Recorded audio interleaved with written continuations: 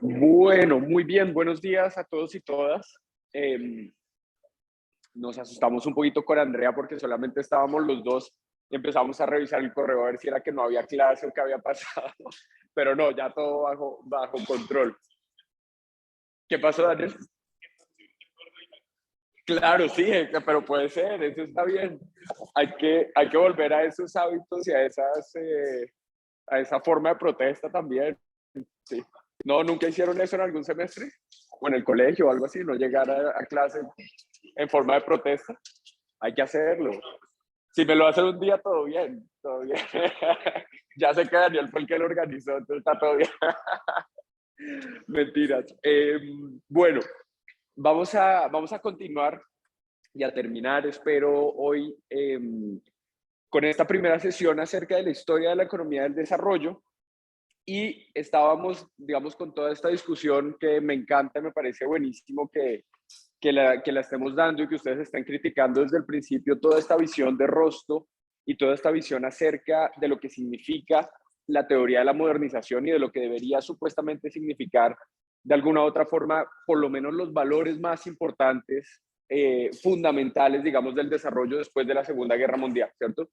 Para digamos, una parte del mundo particular, que es el mundo occidental, ¿cierto? Una parte ganadora de la Segunda Guerra Mundial y que les va a servir sobre todo como un artefacto político y geopolítico para reorganizar el mundo después de la Segunda Guerra Mundial. Entonces habíamos hablado ya, creo, de dos etapas, ¿cierto? Esa de las sociedades tradicionales. Sigo teniendo problemas, no sé por qué con las imágenes, pero ustedes tienen las imágenes en las diapositivas que están en el Moodle. La etapa de transición, donde, digamos, tenemos un momento en el que empieza a haber cambios de mentalidad, en que empieza a haber sobre todo, según Rosto, un pensamiento moderno también en términos de la ciencia, ¿cierto? Empezamos a adoptar un modelo más racional, más parecido al modelo, digamos, filosófico de mentalidad de Europa occidental, de Europa en particular, por ejemplo, de Francia, ¿cierto? Con toda la racionalidad francesa, etcétera, etcétera. Y creo que nos habíamos quedado por aquí, que ahí ustedes me pararon y me dijeron, Melissa me gritó por allá, no, no, no, que ya son las 11, ya nos tenemos que ir. Entonces nos habíamos quedado por aquí en el impulso inicial, ¿cierto? Si no estoy mal. Perfecto. Entonces ese impulso inicial nos dice Rosto, vemos algunos ejemplos históricos como Inglaterra, antes de 1780, Inglaterra como ese gran modelo, ¿cierto? De país, de economía, de sociedad, que habría pasado por todas estas etapas primero, ¿cierto? Y recuerden, Rosto va a utilizar a Inglaterra y a Estados Unidos como esos grandes modelos que debemos seguir. Inglaterra como ese primer lugar que pasa por todas las etapas y Estados Unidos como ese lugar que sigue las etapas después de Inglaterra, pero de forma mucho más acelerada, ¿cierto? Lo veíamos con esa imagen de las diferentes etapas y los diferentes países sacada del libro de Ross, ¿cierto? Entonces, por eso, digamos, importante ir ubicando Inglaterra en los diferentes momentos. Fíjense, este es el momento histórico de Adam Smith, ¿cierto? Incluso el mismo Adam Smith no hablaba de capitalismo, ni mucho menos, sino de una sociedad mercantil. Veía, digamos, unos cambios importantes, pero no al punto, digamos, de la Inglaterra del siglo XIX, de la Inglaterra mucho menos del siglo XX, ¿cierto? No era una Inglaterra industrializada todavía. Recuerden que el ejemplo de Adam Smith es de la división del trabajo y del progreso en términos también de productividad económica, tiene que ver con la fábrica de alfileres, ¿cierto? Entonces, digamos que ese es un poco el contexto histórico, pero Rostos nos dice ese fue el impulso inicial de Inglaterra, esa creación de esa manufactura incipiente, ¿cierto? Pero que ya empieza a ser mucho más productivo. Nos dice Francia y Estados Unidos antes de 1860, serán los países, según Rosto, que van a seguir a Inglaterra en este proceso. Alemania antes de 1875, más o menos justo antes de la consolidación del imperio alemán que tanto hemos mencionado aquí con Bismarck, etc. Rusia antes de 1914, fíjense que es la Rusia también del zar, ¿cierto? De los zares. India y China hacia 1950, esas grandes potencias, ese gran dragón dormido, como lo llamaban en esa época, China y pues la India también, obviamente, países gigantes que hacia los años 50 van a conocer ese impulso inicial. Y nos va a decir Rosto, este momento del impulso inicial es esa gran línea divisoria, marca esa gran línea divisoria entre las sociedades tradicionales y las sociedades modernas, ¿cierto? Puede que todavía haya sectores de las dos sociedades que convivan, puede que haya todavía sectores de la sociedad cuya mentalidad sea todavía la de esa sociedad más tradicional, la de el mundo encantado, ¿cierto? Según las religiones, los ritos, la espiritualidad, ese tipo de cosas, y otros sectores ya marcados por esa racionalidad que nos ha traído la filosofía alemana, francesa, europea, a grandes rasgos, ¿cierto? Occidental, y que empieza a permear ya las maneras de organizar la sociedad, la economía y la producción también dentro de la economía. En este punto, nos va a decir Rosto, aparece el poder público en el sentido moderno, ¿cierto? Del término, de un grupo particular preparado para considerar la modernización de la economía como un asunto prioritario. Entonces, no es que antes no haya poder público, ¿cierto? Obviamente ha habido poderes públicos de diferentes formas, reyes, caciques, emperadores, zares, etcétera, etcétera, ¿cierto? Pero este poder público de la modernidad tiene esa característica de que es un grupo particular que está preparado para considerar la modernización de la economía como una prioridad del país. Y esa es la gran diferencia. Entonces, existe ahora un objetivo particular que es el de modernizar la economía del país, ¿cierto? Y esas personas que están en el poder público tienen clarísimo ese objetivo. Ese, digamos, es como un punto importante que, entre otras cosas, fíjense toda la cantidad de consecuencias que tiene con respecto a la forma en que las potencias como Estados Unidos pueden hablar con esos países subdesarrollados, ¿cierto? En vías de desarrollo, etcétera, eh, a través de ese grupo particular de personas, de ese grupo de poder, de esa tecnocracia que empieza a nacer, si ustedes quieren, en diferentes países. Entonces, todo eso tiene obviamente unas consecuencias importantes más allá de simplemente una caracterización de lo que significaría ese impulso inicial, ¿cierto? Fíjense que todo eso le da unas herramientas importantes a Rosto y a las potencias occidentales de poder entonces entrar a llevar unas ideas de modernización a esos países particulares. Sí.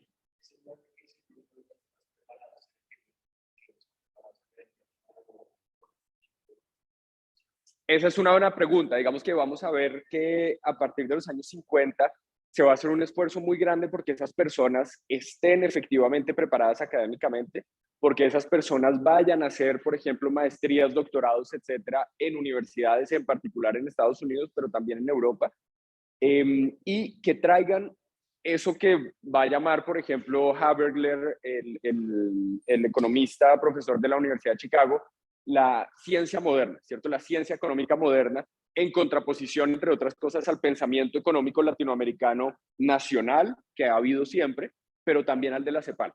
Entonces, digamos que lo más importante es esa idea de que ese grupo esté preparado para la modernización, sea lo que quiera decir esas cosas, pero en la práctica va a haber, digamos, un esfuerzo muy importante porque esas personas se entrenen dentro de ese sistema de valores, por ejemplo, sobre todo en Estados Unidos, como los Chicago Boys, ¿cierto?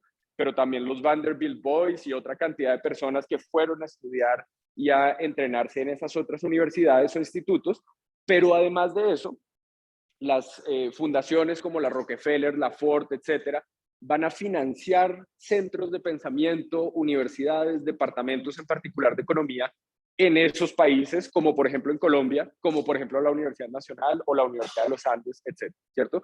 Aquí tuvimos financiamiento de ese tipo de instituciones, siguiendo de alguna u otra forma también esta idea. Ya lo vamos a hablar más adelante en un par de sesiones con la idea de Curry, por ejemplo, de Lachlan Curry, que fue profesor de esta universidad, que fue decano de esta universidad, que fue uno de los creadores o fundadores del CID, por ejemplo, ¿cierto?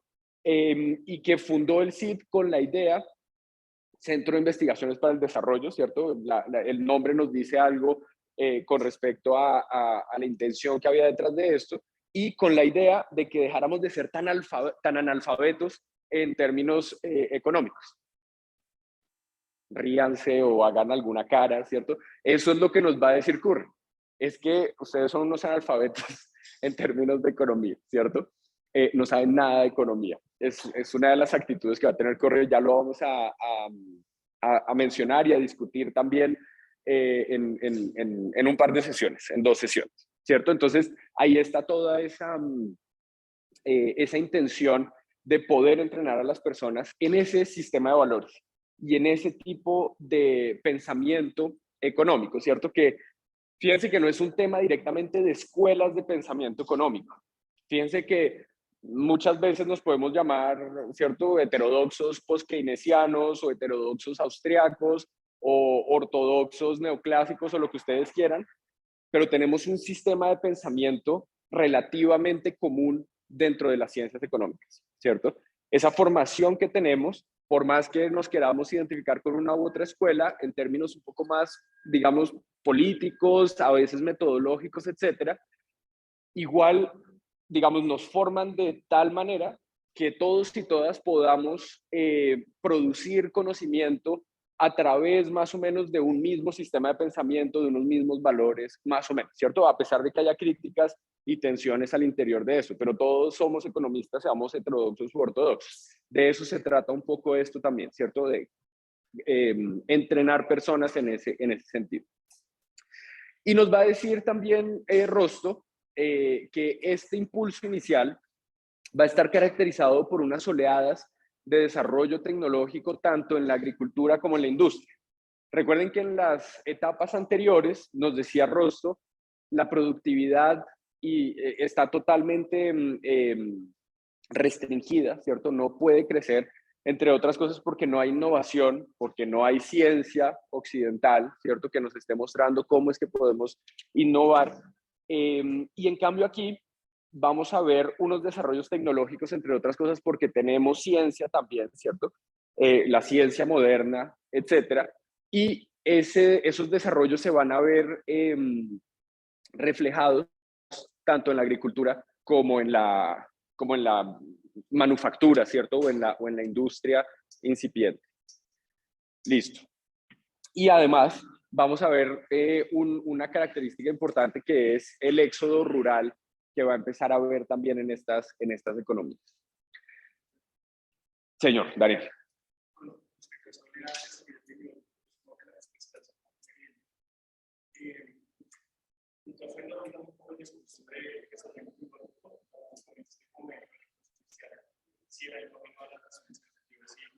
Cada país en su propio sector industrial desarrollado acceso, únicamente el conocimiento importado. Puede haber las dos cosas, puede haber algo de unas dinámicas internas a los países, ¿cierto? Dados todos estos otros cambios que están sucediendo, de educación, de cambio de mentalidad, etcétera, pero además también está, fíjense, esta idea anterior, ¿cierto? La idea de que existe un poder público que está tratando de llevarnos a la modernización y en ese sentido va a haber una adopción de tecnologías que ya están probadas, que ya han sido inventadas en otras partes del mundo, como si se pudieran aplicar de forma universal en cualquier país subdesarrollado, digamos. Entonces, puede haber un poco de las dos cosas de todas formas. Claro.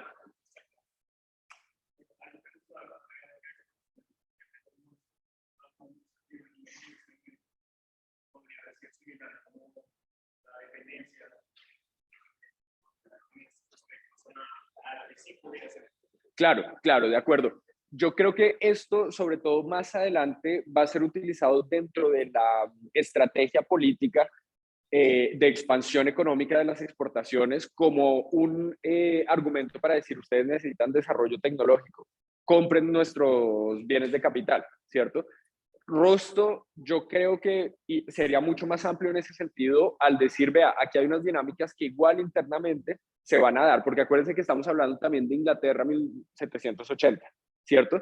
Entonces aquí pues obviamente no había bienes de capital de dónde importarlos, ¿cierto? Entonces hay unas dinámicas internas, pero probablemente Estados Unidos sí pudo importar muchos bienes de capital y mucha tecnología simplemente de Inglaterra, porque Inglaterra ya había hecho esos desarrollos también, ¿cierto? Entonces hay una mezcla de las dos cosas, pero es verdad que este tipo de argumentos se van a utilizar en términos de política comercial, de política exterior también, justamente para tratar de reforzar esa posición de vendedores de bienes de capital y de tecnología de parte de esas potencias. Sí, pero dentro del pensamiento de Rosto, yo creo que caben las dos cosas en ese sentido.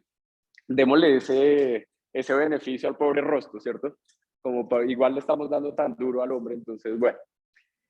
El cuarto punto, la cuarta etapa, ¿cierto? Es la marcha hacia la madurez. Entonces tenemos a Francia, Estados Unidos y Alemania en las primeras décadas del siglo XX y esta época se va a ver caracterizada por un crecimiento económico sostenido, pero un crecimiento económico sostenido que fluctúa mucho, ¿cierto? Fíjense que son también las épocas de algunas de las crisis más importantes económicas, a pesar de que hay un progreso económico y un crecimiento económico importante. Fíjense que después de eso, hacia los años 30, los años 40, era lo que veíamos en el primer módulo. Tenemos sí que seguir generando crecimiento económico y sostenerlo, pero recuerden la importancia de generar un tipo de estabilidad económica que nos va a dar estabilidad social, estabilidad política, etcétera, a partir de los años 30, ¿cierto? Con el New Deal, con las discusiones del estado de bienestar, todo este tipo de cosas van a ser importantes. Entonces, históricamente, digamos que Rosto, de alguna u otra forma, caracteriza esta marcha hacia la madurez como un momento de muchas fluctuaciones, como un momento de muchas tensiones también. ¿Tenías una pregunta, John? Sí.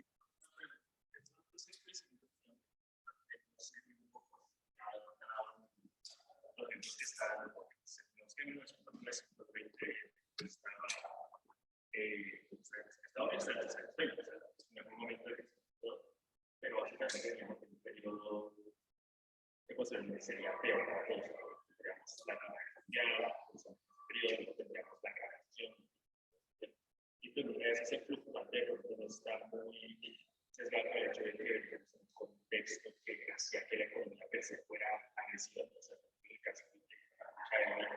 pues la inflación que estamos teniendo, todos los países están viendo eso, todos los países tienen un crecimiento sostenido. Entonces, no sé, Sí, no, sí, John. Obviamente, pues todo esto está sesgado con respecto a esta historia de estos países occidentales para que cuadre la historia, ¿cierto? O sea, la idea es poder vendernos una narrativa de algo que más o menos puede tener algo de sentido y de evidencia histórica en lo que se está viendo, de forma muy simplificada, pero obviamente, digamos, ese crecimiento económico y era la preocupación justamente que veíamos en el módulo anterior de varios economistas, ese crecimiento económico no se veía necesariamente traducido en bienestar económico, ¿cierto? En estabilidad digamos, para la mayor parte de la población, incluso de estos países, ¿cierto? Entonces, claro, John, ahí está todo ese problema de que esta narrativa igual está escondiendo una cantidad de problemas. Recuerden esa premisa de Rosto de decir el conflicto no es la fuente del progreso social, político y económico, ¿cierto? En contraposición a lo que nos decía Marx. Entonces aquí lo que estamos diciendo es frescos, no se preocupen. O sea, hay fluctuación económica, hay unas crisis muy grandes, eso es normal, estamos en la marcha hacia la madurez. Fíjense el optimismo también, tranquilos, ¿cierto? Eso va a durar un par de décadas, que van a ser difíciles, sí, que va a ser complicado, listo, va a haber personas que van a estar en la pobreza extrema, listo, pero tranquilos, esa es la marcha hacia la madurez, es el costo de ir hacia la madurez. Después de esto vamos a llegar a esa etapa última.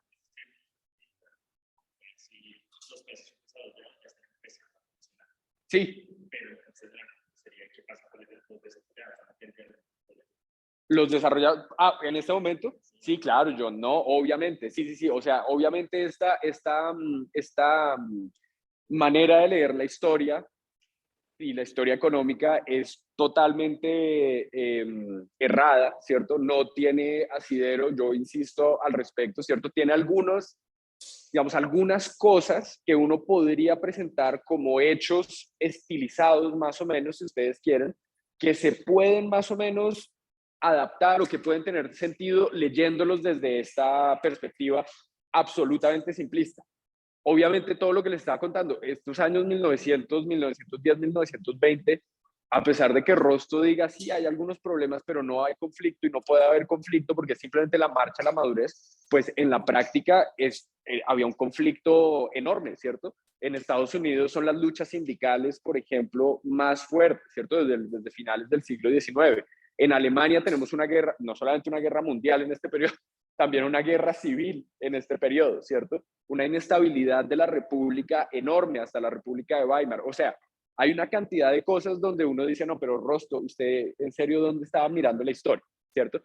Por eso, insisto yo, aquí lo importante de esto que les estoy contando y que Rosto nos cuenta, no es que nos dé una herramienta idónea y más o menos rigurosa para leer la historia, ya sea de esta época o la nuestra, ¿cierto?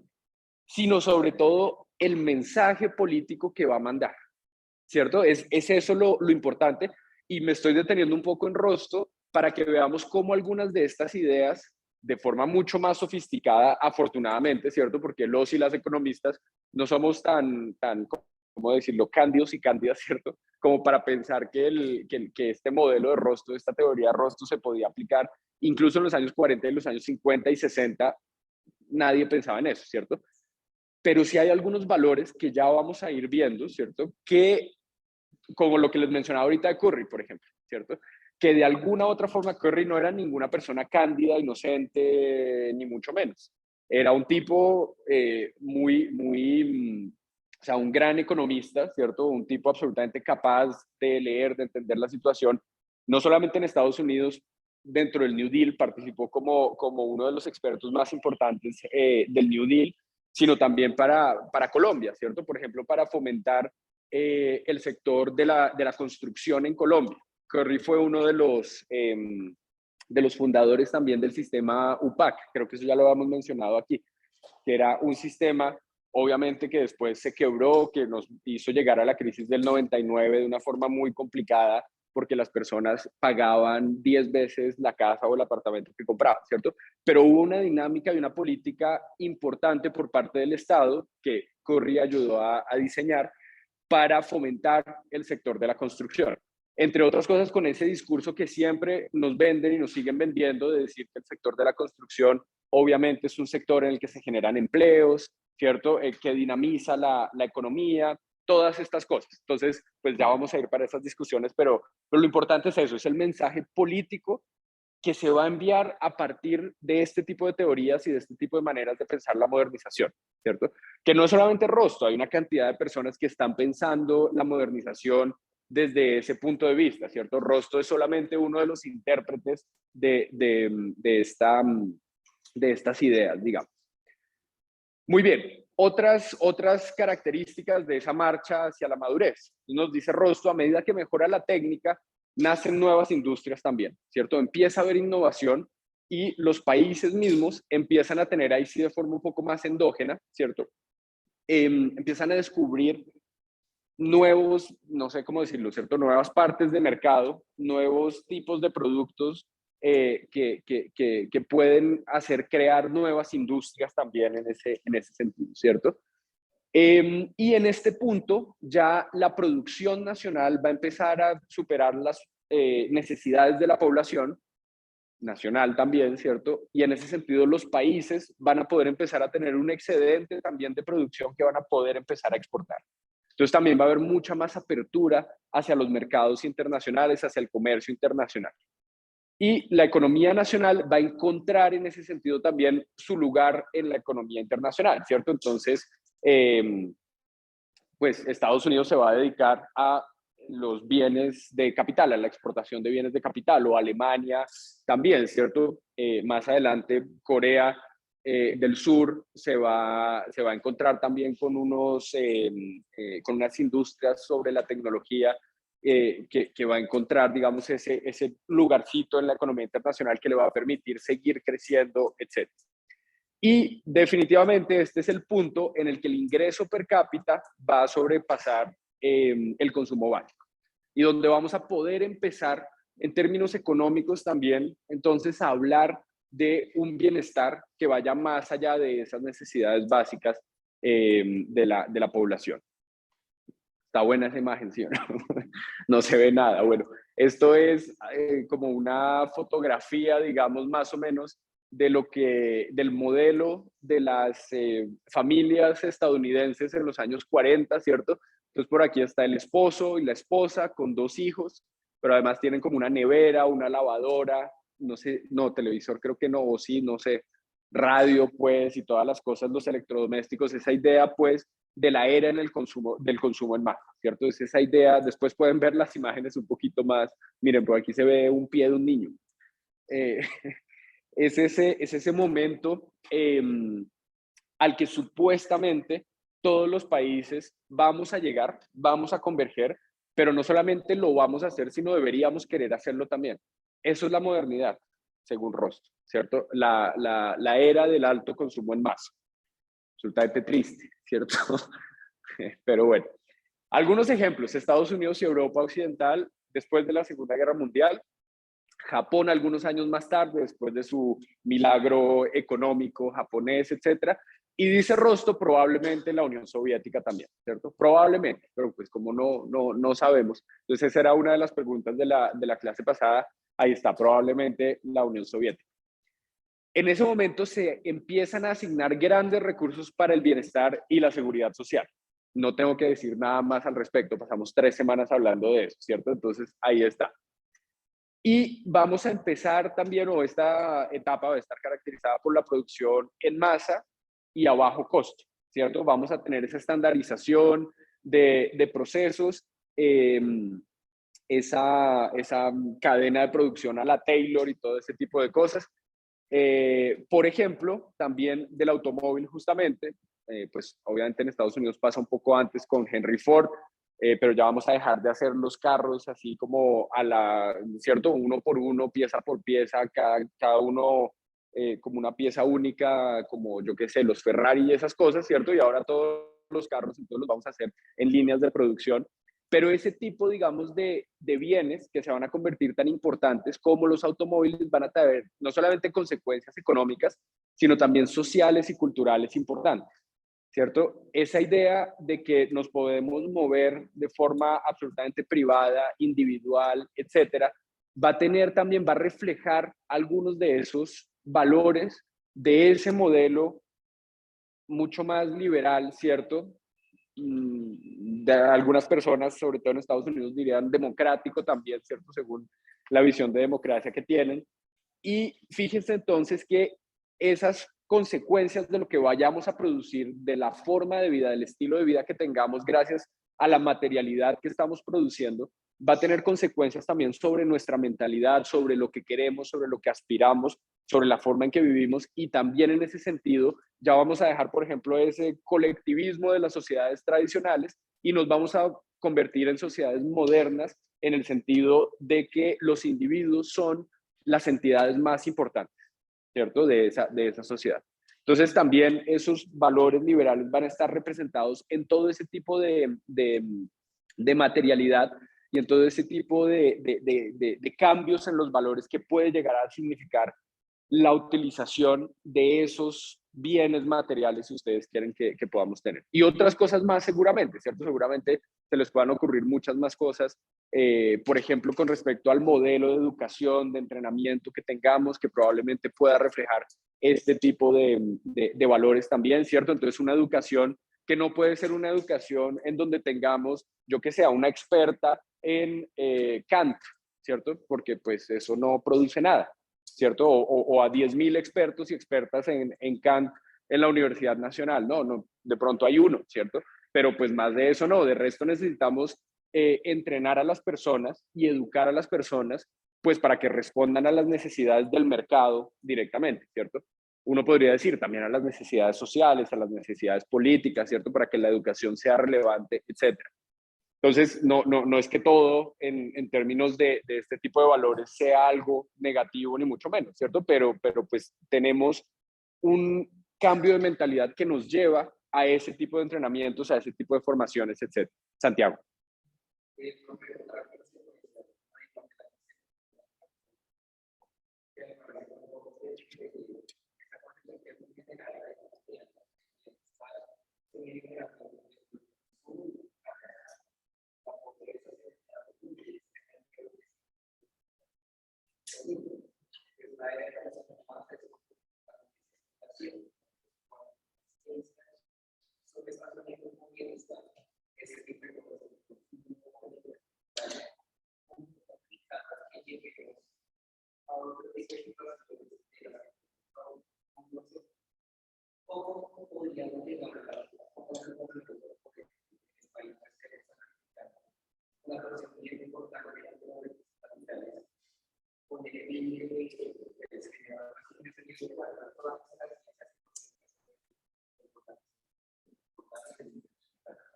Sí, no, de acuerdo, Santiago, súper de acuerdo. Solamente, digamos, en defensa de la disciplina, recuerden que, por ejemplo, Pigou, que el padre, pues, de la economía del bienestar y del concepto del bienestar en economía, nos va a decir, va a pedir perdón y va a decir, venga, yo sé que el bienestar es mucho más amplio, que tenemos que hablar de otro tipo de factores, como por ejemplo incluso el ambiental. A Pigou, recuerden, es uno de los primeros economistas que también nos va a hablar de la importancia de cuidar el medio ambiente, ¿cierto? O por lo menos sancionar de alguna forma o internalizar los costos de la contaminación, de la polución, etcétera, ¿cierto? Entonces, en defensa, digamos, de la disciplina es un poco, la mayoría de economistas van a pensar que la proxy del aumento del ingreso per cápita o algo así es una proxy absolutamente imperfecta, pero además probablemente perversa para entender estos problemas del bienestar, ¿cierto?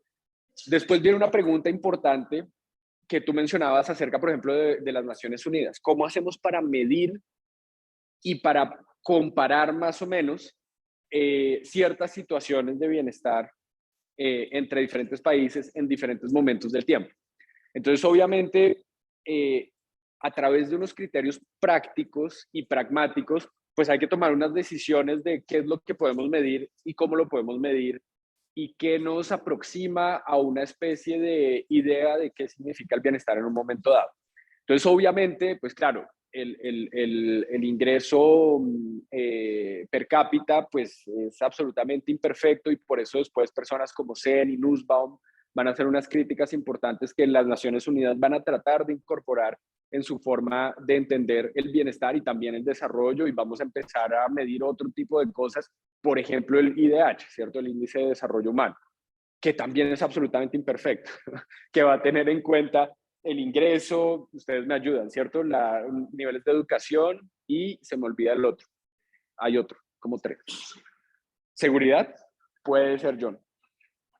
Eso, sanidad, más bien, exactamente, como salud, educación e ingreso. Entonces, ¿y qué? Y esperanza de vida, exactamente, como dentro de esa idea también de bienestar en términos de salud y esas cosas. Entonces, obviamente es súper imperfecto, porque entonces, ¿qué pasa con el medio ambiente en ese índice también? ¿Cierto? Lo que tú mencionas. Pero entonces son unas discusiones y por eso es que el argumento del módulo 1 me parece a mí que es muy importante, ¿cierto? Toda esa construcción de esas estadísticas, toda esa construcción de esos índices, depende del momento histórico, político y social y económico en el que nos encontremos. Entonces, si hoy en día para nosotros definitivamente el medio ambiente debe ser tenido en cuenta en ese tipo de indicadores, pues seguramente va a haber un movimiento político, social, etcétera, para llevar a esas personas que toman esas decisiones y esos criterios a que tengan en cuenta ese tipo de criterios, ¿cierto? Entonces, eso es lo importante también de esa medición, que entre otras cosas ustedes están hablando también en el parcial al respecto, ¿cierto? De encontrar ese momento, o sea, saber que no son mediciones objetivas, neutrales, ni mucho menos, sino que responden a unos intereses de la sociedad en un momento, pero además también nos hacen algo como lo que les mencionaba con respecto al automóvil, ¿cierto? Tienen efectos sobre la forma en que formulamos algunas políticas para mejorar esos indicadores o no, ¿cierto? Y para cuidar el medio ambiente o no, o para aumentar solamente el ingreso per cápita o lo que sea, ¿cierto? Es un poco la discusión también de los rankings con las universidades, que siempre salimos a sacar pecho, no, igual siempre la nacional está en el top 10 de América Latina, no sé qué más cosas, ¿cierto? Listo, ok, es importante estar en esos rankings, ¿cierto? Es importante que nos midan, obviamente, pero ¿qué es lo que estamos midiendo y cómo lo estamos midiendo? ¿Y será que entonces en ese sentido la nacional debería adoptar unas políticas que solamente nos ayuden a subir en los rankings? ¿O será que es que tenemos otros problemas más importantes, más específicos a la universidad de los cuales deberíamos ocuparnos, ¿cierto? Entonces toda esa discusión está ahí. Tu nombre, perdón. Andrea.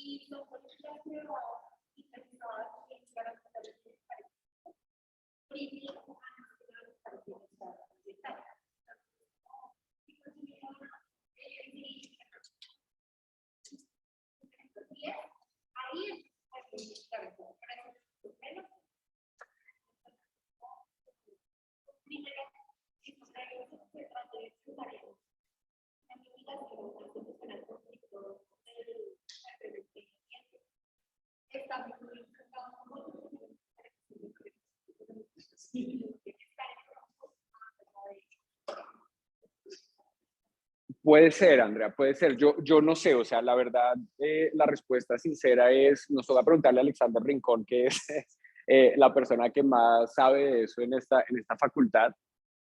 Yo tengo la impresión de que a pesar de que, digamos, ese sistema, por ejemplo, de pagos por servicios ambientales y ese tipo de cosas es tratar de buscar una solución de mercado a un problema que probablemente el mercado no pueda solucionar por sí mismo. Creo que en aspectos específicos y en situaciones específicas, ese tipo de soluciones pueden tener pueden ser absolutamente razonables, ¿cierto? Y precisamente, creo que la semana pasada o hace 2 semanas, estaba escuchando el podcast de María Jimena Duzán. A fondo, creo que se llama. Si lo oyen de vez en cuando o no. Por favor, óiganlo. Hay que oír el de Revista Intercambio, obviamente, pero también el de María Jimena Duzán. Y entrevistaba a un señor que se llama Santiago, ahorita se me da el apellido, que es un líder de una comunidad en Bahía Málaga, enfrente de Buenaventura, pues. Y ellos estaban contando ahí la historia de cómo se pasaron, digamos, o se metieron dentro del cuento como comunidad afrocolombiana de los bonos ambientales, ¿cierto? De los bonos por carbono, ¿cómo es que se llama eso? Bueno, y obviamente cuenta la historia de que eso, pues, se tardó como 8 años o no sé cuánto tiempo, porque obviamente institucionalmente es absolutamente difícil que el gobierno nacional reconozca este tipo de cosas, etcétera.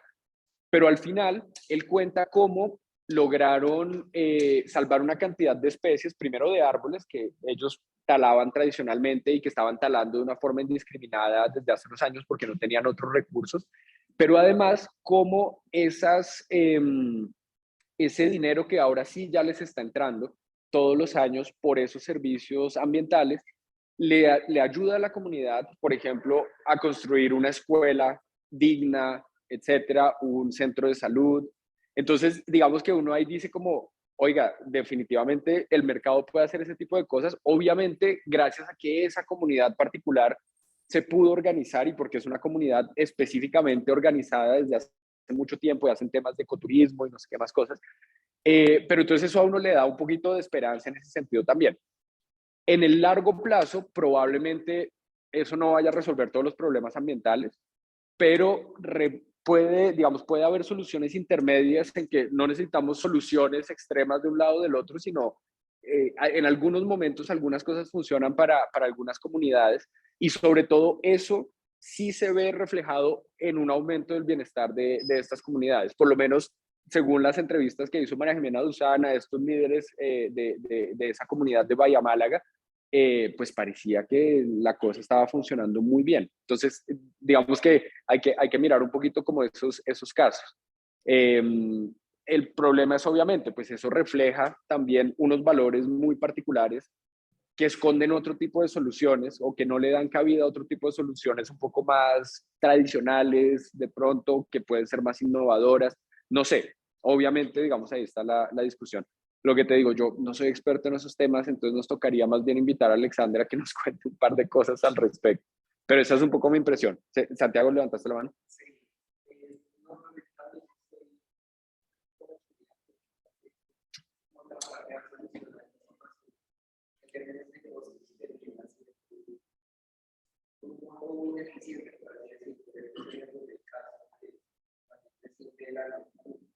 ¿De la que?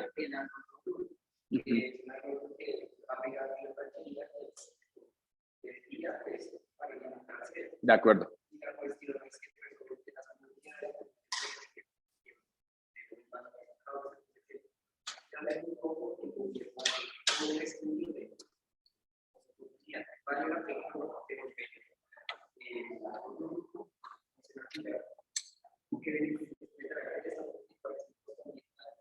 Y lo que concluye la investigación de no, en realidad es un proyecto que está mucha plata y que en realidad no tendría que mayor cosas. O sea, si se decía que una realidad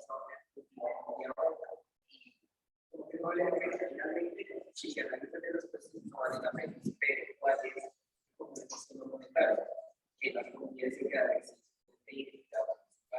claro. ya no puede ir a animales, que la y todas esas cosas no se toman en cuenta porque el costo monetario es muy bajo. ¿Cuál es el PIB agregado?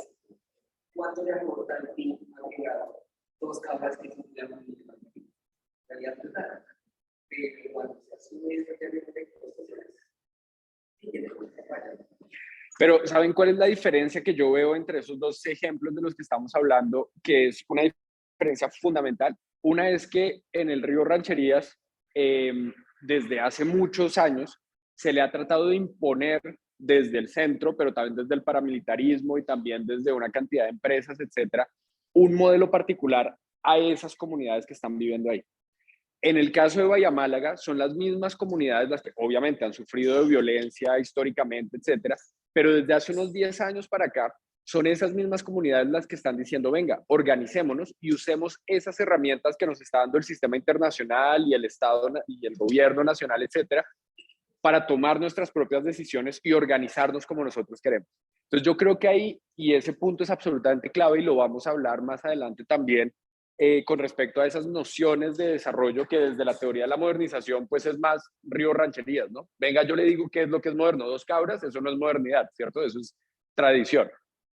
Esa capacidad de agencia y de organización y de toma de decisiones que le damos a las comunidades o no, ¿cierto? Yo creo que ese es el punto decisivo. Obviamente no quiere decir que las comunidades no se puedan equivocar. Seguramente hay una cantidad de ejemplos en los que las comunidades trataron de organizarse y pues igual se equivocaron por alguna u otra razón, ¿cierto? Pero me parece que ese es el punto decisivo en esos dos ejemplos. Otra vez, es solamente como una opinión y una impresión relativamente mal informada porque pues yo no conozco mucho de esos temas, pero digamos ese punto fundamental además nos da pie para seguir la discusión más adelante al respecto de esas cosas. Lo que yo sí creo es que definitivamente ninguna de las soluciones radicales es definitivamente algo que pueda ser aplicable a digamos, a todas las situaciones que tengamos en términos ambientales, ¿cierto? Seguramente deberíamos ser suficientemente flexibles como para poder encontrar soluciones intermedias que dependan de cada uno de los problemas específicos, porque todos esos problemas son muy distintos, ¿cierto? Otra vez, no estamos ante problemas universales en los que les podemos aplicar un tipo de conocimiento y un tipo de política universal válida para todas las situaciones, que es un poco lo que nos van a decir más adelante los economistas del desarrollo, ¿cierto? Aquí no tenemos teorías universales, aquí no podemos simplemente dar una receta de soluciones a todos los problemas, sino que tenemos que ir mirando caso por caso en ese sentido también. Entonces yo soy como un poco más como de esa visión de decir, bueno, me parece que seguramente habría que mirar, digamos, tener suficiente flexibilidad, primero para que se organicen las comunidades y sean ellas las que encuentren las soluciones, probablemente con asesoría de otras personas, ¿cierto? Las personas de Bahía Málaga no pudieron hacerlo solas tampoco. No, digamos, con todo ese enredo institucional y legal que hay en este país, pues uno necesita hablar con abogados y con una cantidad de personas para poder saber cómo es que hay que sacar las licencias ambientales y no sé qué. Conocer la norma no es suficiente, ¿cierto? Ustedes saben que lamentablemente hay que entrar dentro de esa burocracia con una cantidad de asesores que además cuestan mucha plata, que además saben con quién hay que hablar para que la solicitud no se quede debajo de la mesa, sino que pase al primer, o sea, todo el sistema como funciona, ¿cierto? Que no podemos pensar que solamente de manera formal, sino que hay una cantidad de pequeñas corrupciones, si ustedes quieren, que hacen que el sistema funcione de una u otra forma. Pero vamos a hablar de eso un poquito más adelante. Ahora se me fue otra vez esta imagen. Ya vuelvo. Sí, John. ¿Del anterior? O sea, yo entiendo que sea con los dos. Bueno, esto es básicamente como lo que explica el desarrollo, el cuento, de cosas así, el capital. Pero lo que me queda claro, que entonces si la idea era como poner de contraposición, o sea, decir que el capitalismo es me pone aquí que literalmente este evento es más algo que aplica a todos los. No entiendo cuál fue la que decir que Rusia se aplicaban estas ideas capitalistas o cuál era el argumento que dos para mantener a cabo. Pues el argumento detrás de todo esto es que recuerden que estamos dentro de una metanarrativa. Entonces, así como la metanarrativa marxista, también de sus etapas de desarrollo, aplica para el mundo entero, y nos va a decir Marx, pues es que la revolución en Inglaterra del proletariado está ya mismo, pues, ¿cierto? A pesar de que, pues obviamente Inglaterra está pasando por ese nivel, por esa etapa de desarrollo que es el capitalismo según Marx, que hace parte de todas las sociedades para llevarnos después al socialismo. Entonces, asimismo también para Rosto,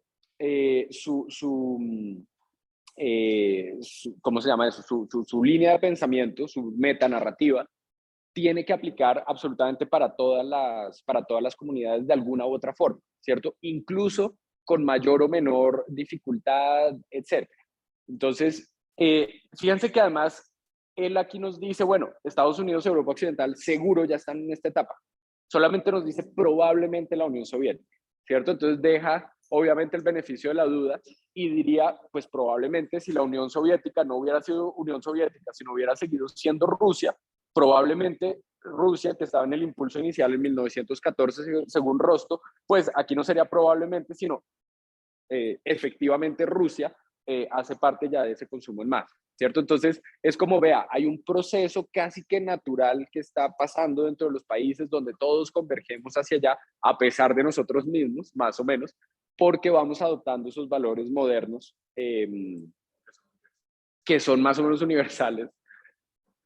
Exactamente, exactamente.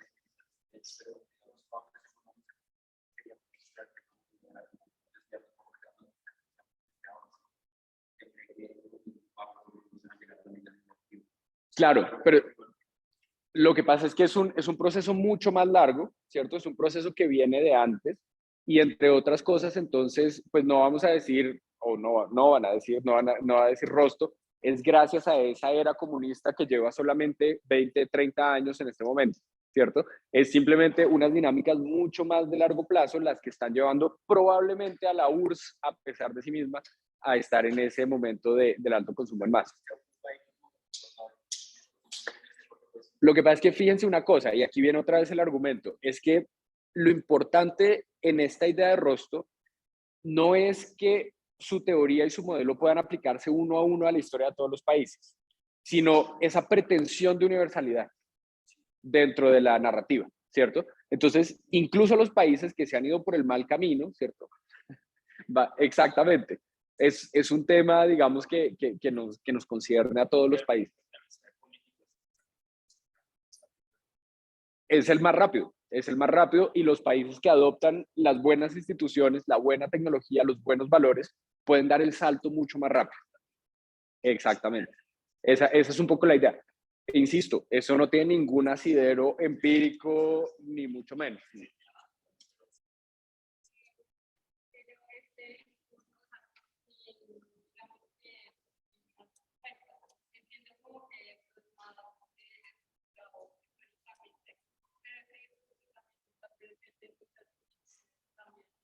Claro.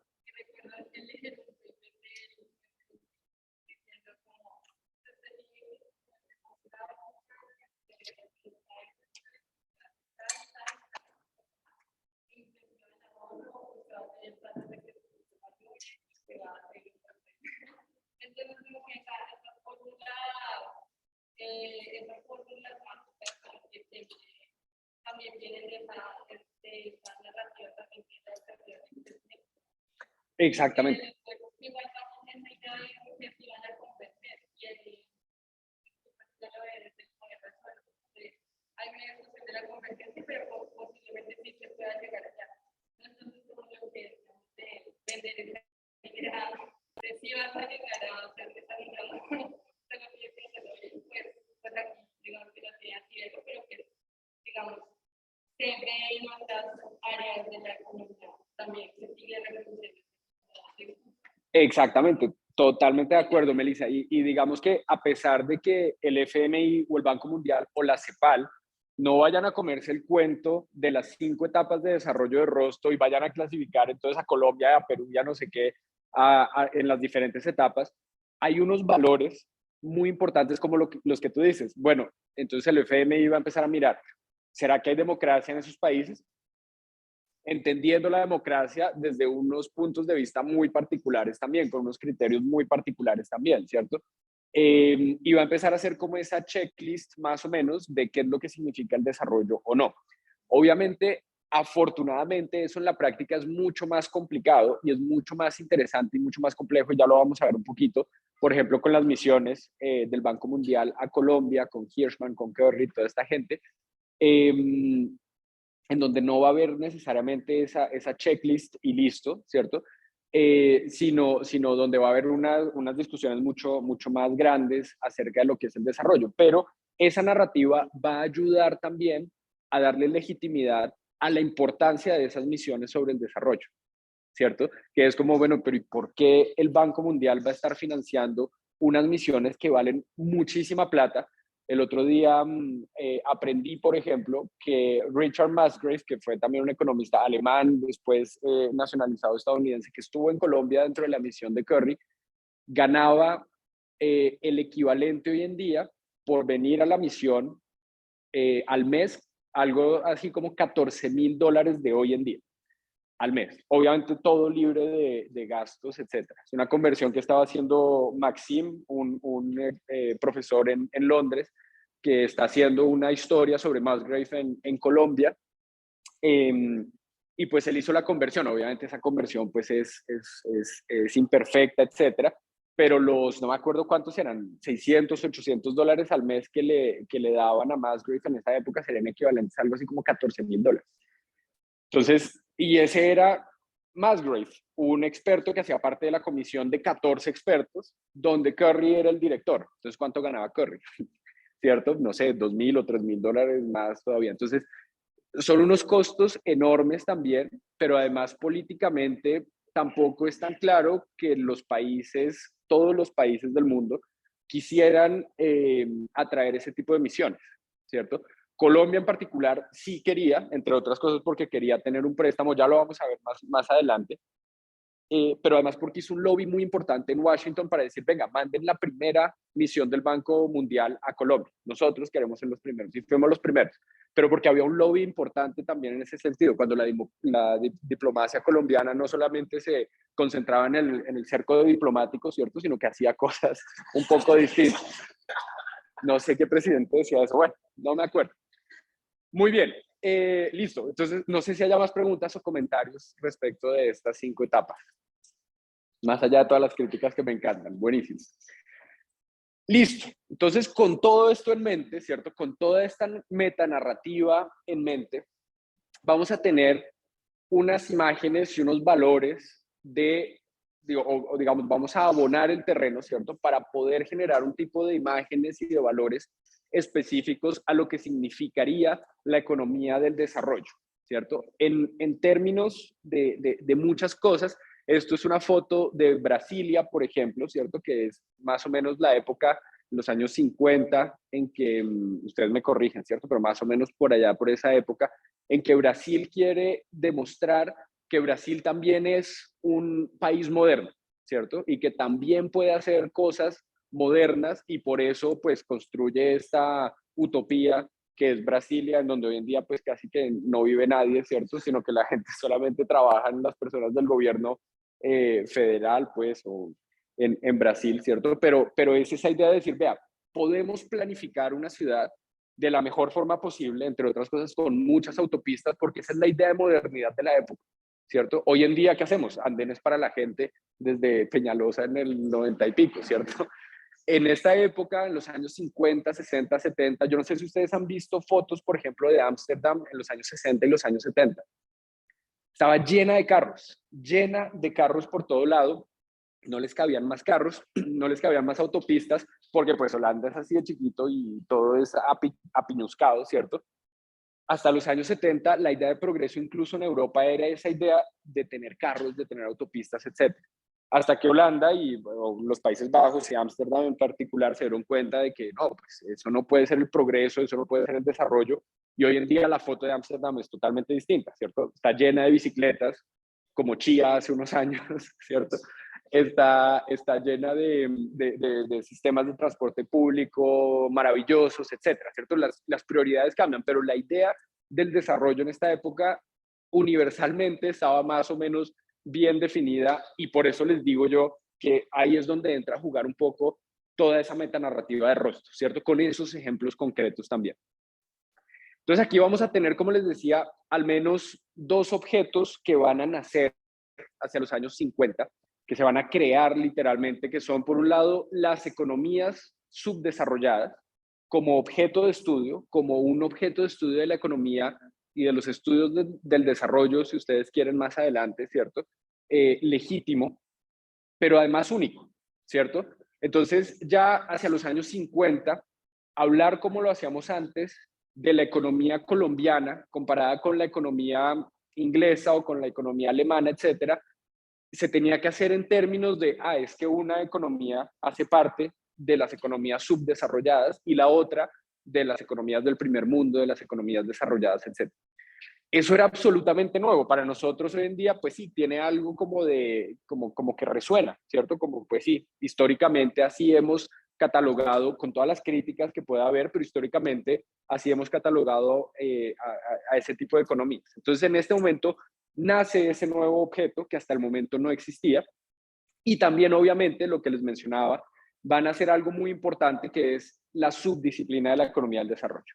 Hasta ese momento no existían teorías, conocimiento específico sobre esos objetos nuevos de estudio que son las economías del desarrollo y tampoco existían, digamos, especializaciones, ¿cierto? Maestrías, doctorados en lo que hoy llamamos la economía del desarrollo. Hoy en día podemos ir a hacer una maestría en economía del desarrollo, ¿cierto? Podemos escribir una tesis de doctorado en economía del desarrollo. En esa época eso no existía.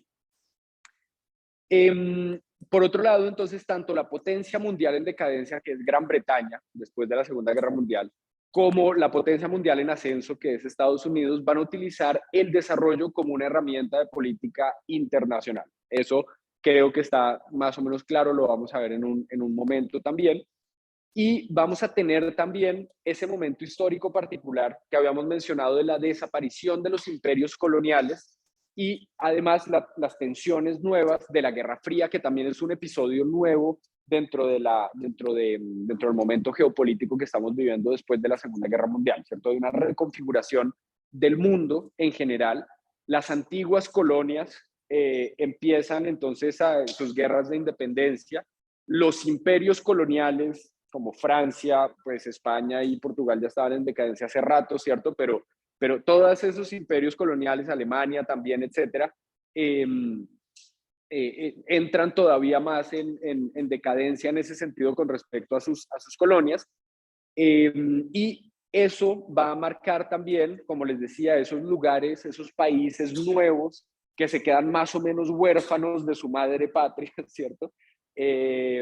Pues son espacios que de alguna u otra forma hay que ocupar desde la geopolítica, desde los nuevos imperios que se están creando también, entre otras cosas por esa competencia que hay de poder generar influencia, de poder influir económica, culturalmente, socialmente a esas nuevas áreas del mundo, ¿cierto? A esas nuevas regiones del mundo. Entonces, en ese sentido es que se va a crear ese nuevo objeto de la economía del desarrollo también, o más bien con todo este contexto en mente. Momento de pausa, ¿puede ser? ¿Qué horas son? ¿Sí? Perfecto. Ustedes no me avisan, no me cuentan. 10 y 11, listo. Entonces hagamos una pausa.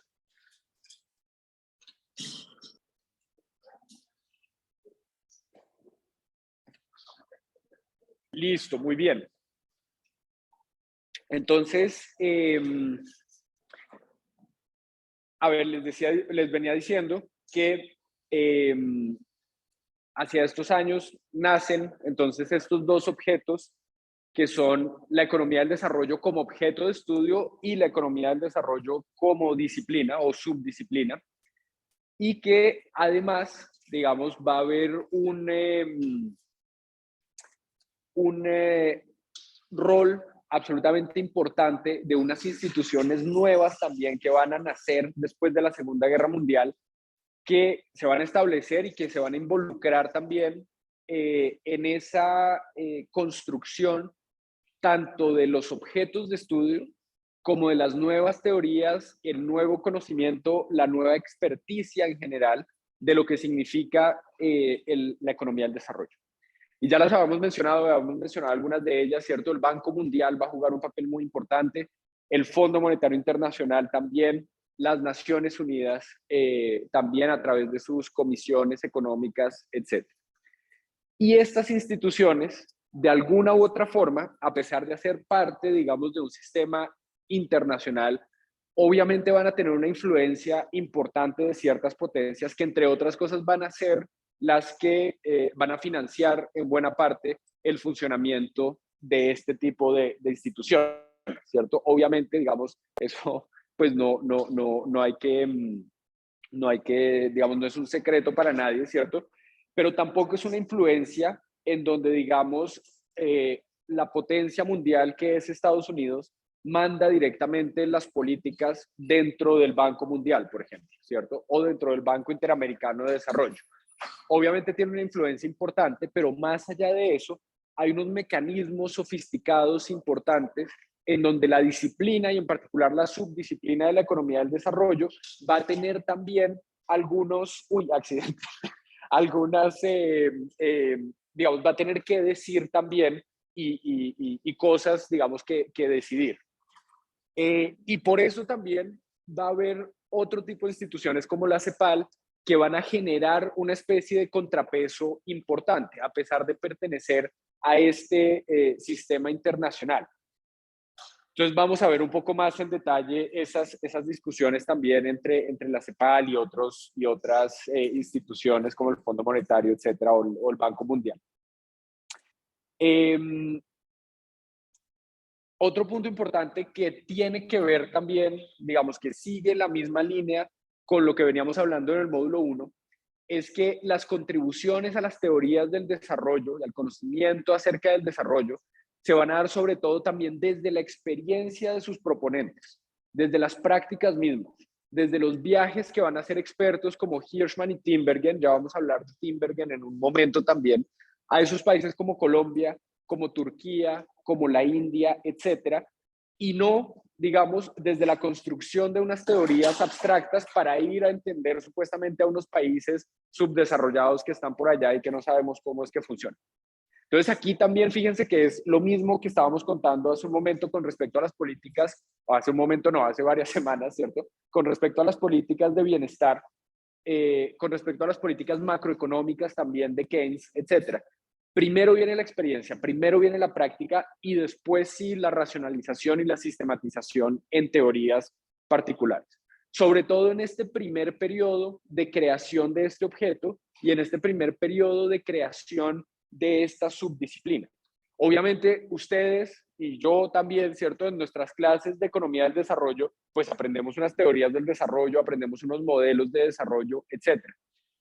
Estas personas, Hirschman, Tinbergen, Curry, etcétera, etcétera, no tenían profesores de economía del desarrollo, no había quien les enseñara economía del desarrollo, obviamente, ¿cierto? Entonces, desde sus propias experiencias van a empezar a generar y a crear y a construir, a producir más bien ese conocimiento y esas teorías.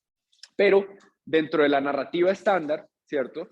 Este paper de 1943 de Rosenstein-Rodan se va a convertir en una especie de manifiesto de lo que debería significar la economía del desarrollo durante los años 50. Y el paper en particular es Problems of Industrialization of Eastern and Southeastern Europe. Fíjense, y eso ya lo hemos mencionado hace un par de clases, ¿cierto? ¿Cuál es el objeto de estudio de Rosenstein-Rodan en su paper acerca del desarrollo? Es Europa del Sur y Europa del Sureste, ¿cierto? O sea, los Balcanes, todos los países, digamos, o pues no sé si todos, pero la mayoría de países que van a ser parte más adelante de la cortina de hierro, etcétera, ¿cierto? Entonces, ese es el objeto de estudio de Rosenstein-Rodan, pero además con una misión en la cabeza, y es el de tratar de que los británicos puedan llevar a cabo un plan de desarrollo en Europa del Este después de la Segunda Guerra Mundial, ¿cierto? Para mantener su hegemonía de esta potencia mundial que otra vez está en absoluta decadencia desde la Primera Guerra Mundial, ¿cierto? Y pues una hegemonía que definitivamente va a perder en contra de la Unión Soviética, que va a ganar todo ese terreno después de la Segunda Guerra Mundial, ¿cierto? Pero la intención es esa, es poder desarrollar un plan o construir un plan de desarrollo para esas economías, también visto desde el punto de vista de Gran Bretaña, de Inglaterra, etc. Y lo que va a defender Rosenstein-Rodan, sí, Santiago.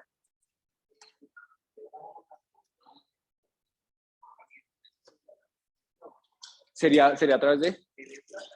Sí, también, pero también a través, por ejemplo, de presencia militar en esos lugares, ¿cierto? También a través de una relación comercial importante con esos lugares. Recuerden que Inglaterra basó su economía durante muchos años. Hoy en día no, hoy en día son más las finanzas y ese tipo de cosas, ¿cierto? Y la especulación. Pero durante muchos años, varios siglos, Inglaterra tenía una de las flotas más importantes marítimas, tanto militares como comerciales también. Entonces, la idea de Inglaterra en ese sentido también es poder seguir esa influencia económica, comercial con esos países y obviamente, un poco lo que decía Daniel hace un rato, poder venderle bienes de capital, tecnología, ese tipo de cosas a esos otros países dentro de ese plan de desarrollo, ¿cierto? ¿Qué es lo que nos va a decir Rosenstein-Rodan también? Necesitamos hacer un esfuerzo de industrialización que sea planificada. Fíjense todo esto, digamos, dentro del contexto de lo que veíamos en el módulo 1, cómo entra también, ¿cierto? Cómo se inscribe. No es cualquier tipo de desarrollo, ¿cierto? Es un desarrollo que, a pesar de ser capitalista y estar defendiendo unos sistemas y unos valores capitalistas, tiene necesariamente que ser planificado, ¿cierto? Para eso necesitamos unas herramientas de planificación para poder industrializarnos y además que ese plan no se concentre solamente en un par de proyectos, sino que sea de gran escala. Y es lo que más adelante en la literatura vamos a empezar a conocer como el Big Push, ¿cierto? A pesar de que Rosenstein-Rodin en ningún momento habla en su paper de un Big Push ni nada de eso. Es una interpretación, digamos, de la literatura y de la narrativa estándar, ¿cierto? Así como a Adam Smith le achacamos la mano invisible que solamente menciona 2 veces o 3 veces en toda su obra, ¿cierto? A Rosenstein-Rodin le achacamos el Big Push a pesar de que no lo mencione nunca. Pero bueno, ese es otro problema. Rosenstein-Rodin entonces en este paper va a hacer énfasis en la presencia de una población agraria o una sobrepoblación agraria cuya productividad marginal era cercana a cero. Suena un poquito parecido a Rosto, sociedades tradicionales, economías tradicionales. Entonces, fíjense que Rosenstein-Rodin no necesita citar a Rosto, no está hablando de Rosto, etcétera, pero algunas de esas ideas acerca de la modernización, o sea, incluso el libro de Rosto viene unos años más adelante, ¿cierto? Pero algunas ideas acerca de lo que significan las sociedades modernas, las tradicionales, etcétera, están ancladas también en ese pensamiento occidental, en esos valores occidentales, sin necesidad de que estemos hablando de Rosto directamente. Ahí, en eso reside ese poder de esa narrativa, ¿cierto? También Rosenstein-Rodin discutía los elementos culturales e institucionales, ¿cierto?, que hacían difícil que las regiones atrasadas pudieran desarrollarse. Fíjense eso, no tienen los buenos valores culturales, no tienen las buenas instituciones, por eso es tan difícil que se desarrollen. Son impedimentos, son barreras al desarrollo que de alguna u otra forma hay que reparar, ¿cierto? Esos elementos culturales, hay que tener ese cambio de mentalidad para poder generar esa idea de que los mercados, de que el individualismo, de que las ganancias personales, de que el futuro para los niños, ¿cierto? Y para la juventud tiene que ser mejor, que tiene que haber crecimiento económico. Todas esas cosas vienen un poco también o estaban presentes en esa narrativa de Rosto, por ejemplo, así como las instituciones. Necesitamos tener instituciones eficientes, necesitamos tener instituciones que además ya están inventadas, ¿cierto? Que esa es la gran idea también de la teoría de la modernización. Como Inglaterra y Estados Unidos pasaron por todos estos procesos y ya estamos en esa última etapa de desarrollo, pues logramos optimizar las mejores instituciones posibles. Entonces, simplemente, ¿qué hay que hacer? Pues adaptarlas, ¿cierto? O adoptarlas más bien, ni siquiera adaptarlas, sino adoptarlas. Siempre digo al revés, pero es adoptarlas, ¿cierto? Otro punto importante, Rosenstein-Rodin va a subrayar las deseconomías de escala y las complementariedades entre las industrias que harían difícil que empresarios individuales establecieran nuevas fábricas en esos países, ¿cierto? Países con barreras de entrada demasiado importantes, con costos de entrada demasiado importantes a sus mercados, a sus industrias, más bien a sus sectores productivos, entre otras cosas, probablemente porque habían adoptado un sistema relativamente proteccionista o lo que sea, ¿cierto? O también porque definitivamente, no sé, había una burocracia demasiado pesada, ¿cierto? Con unas reglas no demasiado claras que una persona que quisiera invertir y que quisiera crear y que quisiera entrar en un sector productivo, en una industria, pues no necesariamente, digamos, significaba unos costos demasiado altos en ese sentido, ¿cierto? Entonces, todas esas cosas, dice Rosenstein-Rodin, definitivamente hay que corregir.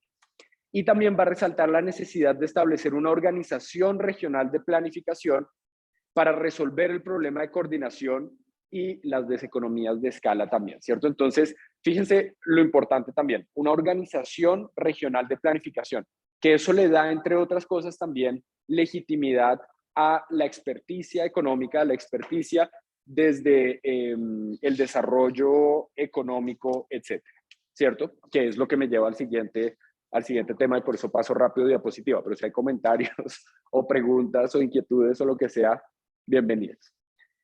Esa segunda diapositiva que tiene que ver con la planificación macroeconométrica y la economía del desarrollo, ¿cierto? Hace un momento les estaba contando y les estaba diciendo la forma en que Rosenstein-Rodin defendía también la importancia de la planificación de la economía para alcanzar el desarrollo, ¿cierto? En ese sentido, pues necesitamos desarrollar herramientas que sean idóneas, que sean suficientemente rigurosas, que sean suficientemente científicas para poder llevar a cabo ese tipo de planificación. Y esa planificación va a hacerse a partir de lo que en la época era el último grito, ¿cierto?, de la tecnología y de las herramientas que teníamos en economía, en particular en macroeconomía, que son los modelos macroeconométricos de gran escala, desarrollados, entre otras personas, por este señor, Jan Tinbergen, que ustedes ya conocen, ¿cierto? ¿Alguien me dice quién era Jan Tinbergen? Así como un menti, pero así directamente. ¿Se acuerdan de Jan Tinbergen? Como diría por ahí un candidato presidencial, pues Google, ¿no? ¿O no? No se acuerdan, yo les he mencionado varias veces. Bueno, Jan Tinbergen fue el primer economista, el primer premio Nobel de Economía. ¿Se acuerdan cuándo fue el primer premio Nobel de Economía? ¿Cuándo? ¿Quién da más, quién da menos? Felipe dice en el 72. 74 dice John. Eso fue campeón Alemania en el Mundial del 74. ¿Quién da más, quién da menos? Bueno, está por ahí, un poquito menos, en el 69. ¿Qué pasó? En el 69, ya lo habíamos mencionado, ¿no? O sea, como 70 años después del primer premio Nobel, en general, va a haber el premio de Economía. Jan Tinbergen lo va a compartir con Ragnar Frisch. ¿Recuerdan a Ragnar Frisch? También otro macroeconometrista muy importante. Y con la idea, fíjense ustedes, en el 69, de darle el premio Nobel a estas personas macroeconometristas muy importantes que le dan de alguna u otra forma ese estatus científico a la disciplina económica, ¿cierto?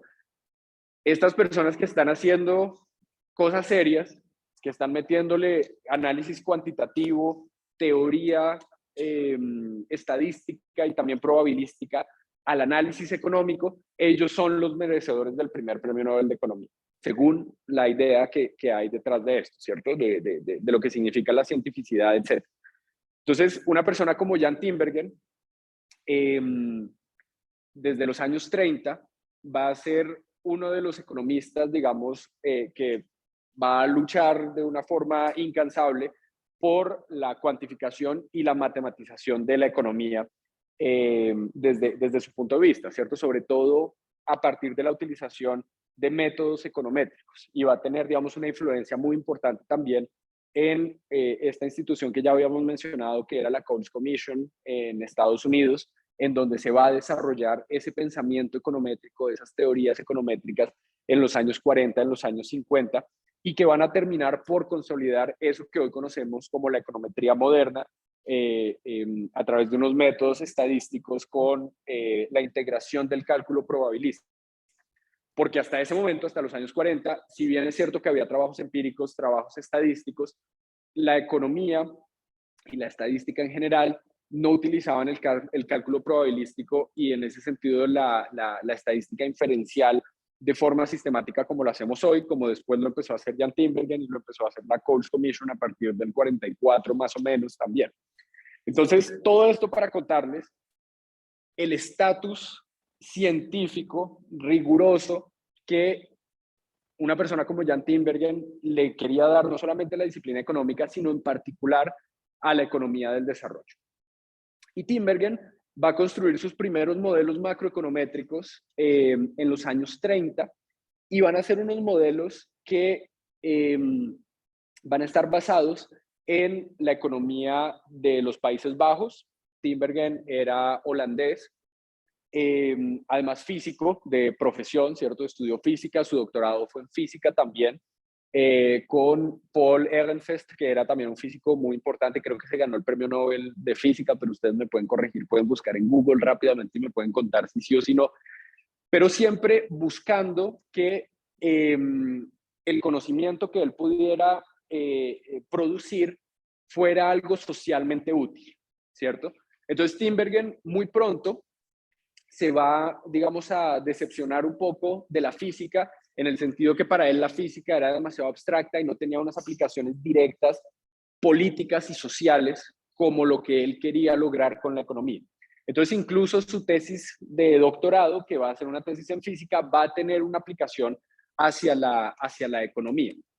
Tinbergen, además, lo digo desde ya, ¿cierto? Con todo lo que les he contado, macroeconometrista, etcétera, va a pertenecer siempre al Partido Socialista y Socialdemócrata de los Países Bajos, ¿cierto? Entonces, otra vez como para desmitificar esa idea de que es que todo lo que es econometría es definitivamente neoliberal y todas estas cosas y neoclásico, etcétera. No, Tinbergen era otra de esas personas, así como Marshall más adelante en Estados Unidos, así como Klein que mencionábamos hace un par de sesiones, así como Kenneth Arrow en la Coles Commission también, que van a utilizar estos métodos cuantitativos, la matematización de la economía y la estadística y la econometría, justamente con unos fines políticos del control, de la planificación y de aumentar el bienestar dentro de la población, primero en sus países, en Holanda y también en Estados Unidos en el caso de Tinbergen, y después en países en vía de desarrollo como Turquía y como la India, que son dos de los países en donde trabajó Tinbergen como experto en economía del desarrollo. Entre otras cosas, aquí les pongo entre paréntesis esa controversia que Tinbergen va a tener muy fuerte con John Maynard Keynes, nada más y nada menos, en los años 30, justamente porque Keynes, ya lo habíamos mencionado, no creía que los modelos econométricos o la econometría en general y los modelos macroeconométricos en particular pudieran ser una herramienta suficientemente científica y rigurosa para hacer análisis macroeconómico.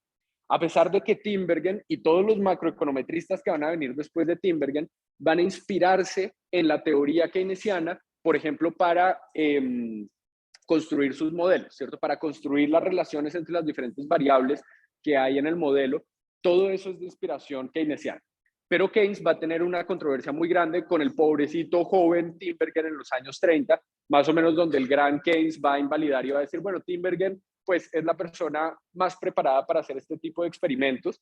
Un modelo macroeconométrico de gran escala sobre la economía de Estados Unidos, financiada por la Liga de las Naciones, ¿cierto? Que es el antecesor de las Naciones Unidas, entre otras cosas, supuestamente para poder encontrar maneras de planificar la economía que no nos lleven a crisis económicas y que sobre todo no nos lleven a problemas como los problemas de la Primera Guerra Mundial, ¿cierto? O sea, la intención detrás de todo esto de alguna u otra forma es preservar el orden mundial y sobre todo la paz mundial, desde la idea de Keynes, pero también desde Tinbergen.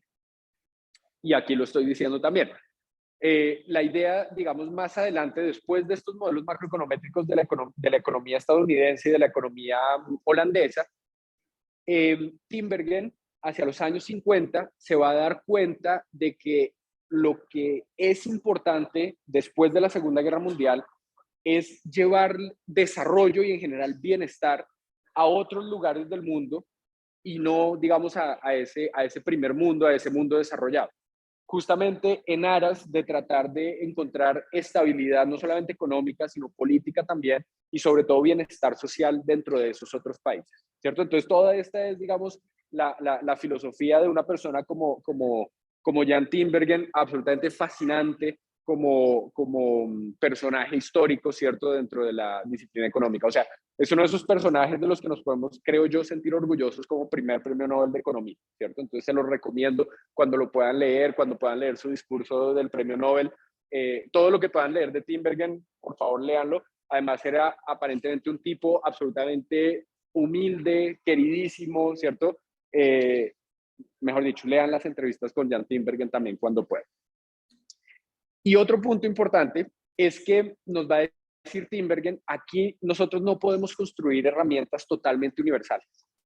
No podemos aplicar ese modelo macroeconométrico que construimos para los Países Bajos en los años 30 o para Estados Unidos a los países en vías de desarrollo o subdesarrollados, etc.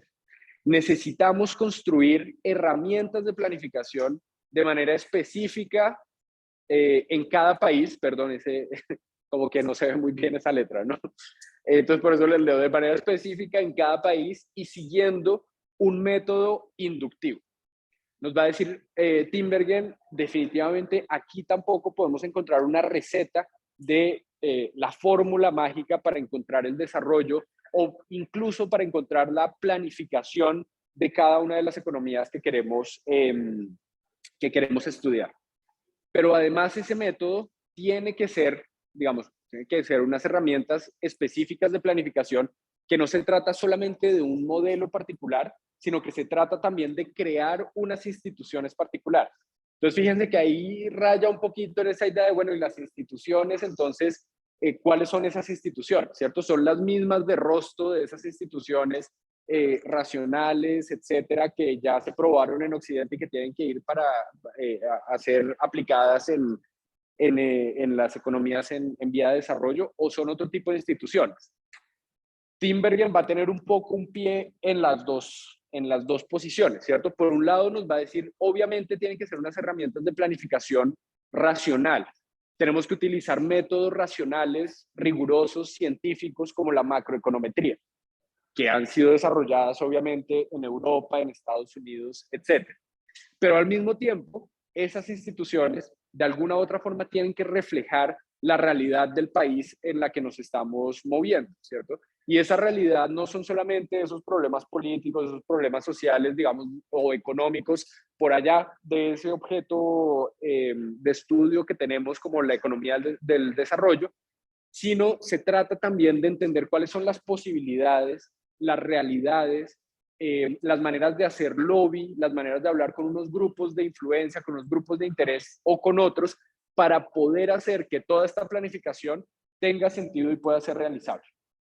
Entonces, es un tema también de poder tomar las buenas decisiones políticas y económicas al interior de cada uno de los países, ¿cierto? Muy bien. Nos va a decir Tinbergen también que para que un modelo de desarrollo, un proyecto de desarrollo pueda ser implementado en un país en vías de desarrollo, tienen que cumplirse las siguientes condiciones. Tiene que haber un mínimo de seguridad y de estabilidad también, ¿cierto? No podemos, digamos, llevar este tipo de herramientas a una economía o a un país en donde nos encontramos en una guerra civil absolutamente violenta, etc. Tiene que haber algún tipo de mínimo de seguridad y de estabilidad, tanto económica como política, social, etc. El gobierno debe contar con un mínimo de poder también y de legitimidad, ¿cierto? Sobre ciertos instrumentos de política. No podemos llegar tampoco a construir pues un Estado desde cero, sino que tiene que haber ya una tradición particular que le dé algo de poder y algo de dientes, literalmente, a ese gobierno, porque nos toca trabajar obviamente con el gobierno, ¿cierto? El desarrollo definitivamente tiene que venir a través también de esa institución fuerte e importante que es el Estado. No se puede pensar de otra forma. Ojalá. Eso sería deseable. Sí, Felipe, la legitimidad social, política, etcétera, sería súper deseable. Pero por lo menos que de alguna u otra forma, y esa va a ser una pregunta buenísima, lo vamos a ver ahora con el caso de Turquía, acerca de cómo estos expertos internacionales van a aprovechar en diferentes momentos el hecho de que una junta militar haga parte del poder o que sea un gobierno totalmente democráticamente constituido y en ese sentido más legítimo. Entonces, en ese sentido no es tan claro, ¿cierto? Muchas veces, y en Tinbergen esto, así como les decía que es súper fascinante y maravilloso, etcétera, esto es bien criticable, lo vamos a ver, no sé si ahora o más tarde, no sé qué horas son. Tinbergen se va a aprovechar del golpe de Estado que va a haber en Turquía para poder llevar a cabo la construcción de su modelo macroeconométrico con un gobierno que, como los militares, están fascinados por el control y por la planificación. Es mucho más fácil en esta época pensar que los gobiernos militares, por un lado, ¿cierto? O también de pronto los gobiernos más afines al socialismo, etcétera, puedan tener una idea más cercana y una afinidad más cercana con estas herramientas del control y con estas herramientas de planificación que unos países, digamos, totalmente liberales, supuestamente democráticos, etcétera, ¿cierto? hay un punto importante ahí, digamos, de discusión, entre otras cosas porque son expertos que están siendo enviados, en el caso de Tinbergen, por el Fondo Monetario Internacional para decirle a Turquía qué es lo que tiene que hacer. Y para decirle a los turcos y a Ataturk y todas estas personas, digamos, democráticas en el gobierno de Turquía, que ellos como europeos pues tienen las buenas herramientas legítimas, etcétera, y que van a implementar un tipo de políticas que no necesariamente son, digamos, responden a los intereses de esos grupos de interés particular, ¿cierto? Entonces, esa discusión, obviamente, pues hay que darla y ahorita más adelante vamos a hablar un poco de eso. ¿Qué horas son a todas estas? Listo, tenemos 15, 14 minutos, perfecto. Me avisan, por favor, no me dejen seguir de largo. Me avisan cuando falten 5 minutos, en 10 minutos.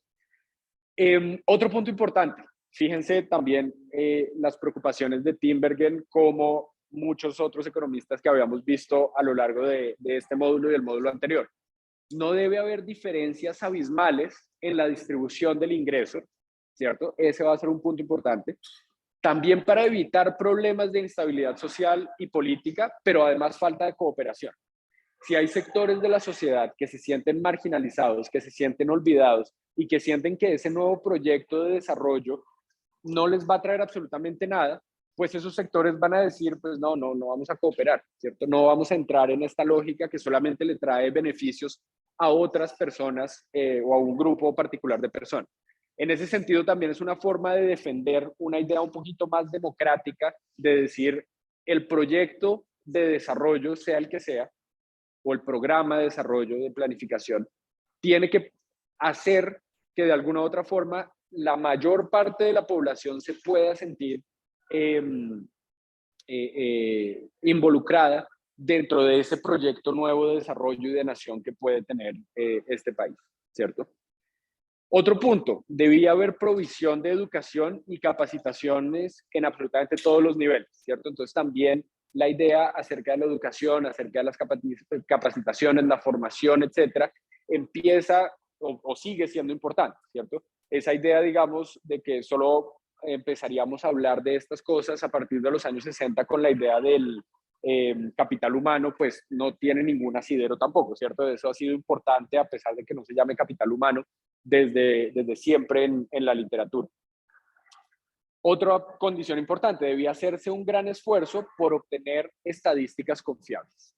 Otra vez el tema de las estadísticas, otra vez el tema de las mediciones, desde el punto de vista de que sean confiables también, que sean razonables, etcétera, etcétera. Eso va a ser un punto, así como fue muy difícil en el módulo 1, ¿cierto? En este módulo también va a ser muy complicado, obviamente, pues porque no necesariamente existen las capacidades del Estado para crear o la voluntad para crear esos sistemas estadísticos, recuerden, esos aparatos estadísticos pesados, costosos, como el DANE en Colombia, como el INSEE en Francia, etcétera, etcétera, ¿cierto? Depende de cada uno de los casos, ¿cierto? A veces la falta de voluntad tiene que ver simplemente con falta de transparencia de parte de algunos de los gobiernos, ¿cierto? Pero a veces también porque no es necesariamente una prioridad, ¿cierto? Diría Rosto, es que todavía no tenemos los valores racionales, científicos, bien anclados dentro de la sociedad, dentro de la cultura. Entonces pensamos que podemos hacer otro tipo de cosas, ¿cierto? No todos los sectores necesariamente en estos países a los que se llevan estas misiones están de acuerdo con que la planificación es definitivamente la herramienta idónea para llevar a cabo programas de planificación, ¿cierto? Entonces, hay muchas razones dependiendo de cada uno de los casos. Otro puede ser simplemente que no hay suficientes expertos y expertas dentro de esa sociedad, dentro de ese país, para poder construir o producir esas estadísticas confiables. Simplemente que pues, no hay necesariamente la cantidad de dinero suficiente para poder financiar este tipo de entidades, por ejemplo, ¿cierto? Entonces, digamos que puede haber muchas razones en ese sentido. Una pregunta importante que se va a hacer Tinbergen, ¿cuál es el nivel de agregación adecuado y qué imagen simplificada del desarrollo es útil para venderle a ese país como una narrativa de decir, vea, esto es a lo que vamos a aspirar. ¿Será que la imagen de Rosto, que ustedes no pudieron ver, pero que era la imagen esa del consumo en masa, es necesariamente una imagen simplificada y suficientemente útil para vender en todos los países, en todas las épocas, etcétera, como ese ideal del desarrollo? ¿Cierto? Digamos, es una pregunta importante que Tinbergen se va a hacer, pero sobre todo fíjense que eso nos muestra un punto que le interesa y que le preocupa mucho a Tinbergen, es cómo hacemos para involucrar a la población en general, para meterlos en el tren del desarrollo, ¿cierto? Para meterlos en esa narrativa de decir, listo, estamos todos metidos en este mismo tren para llegar al desarrollo.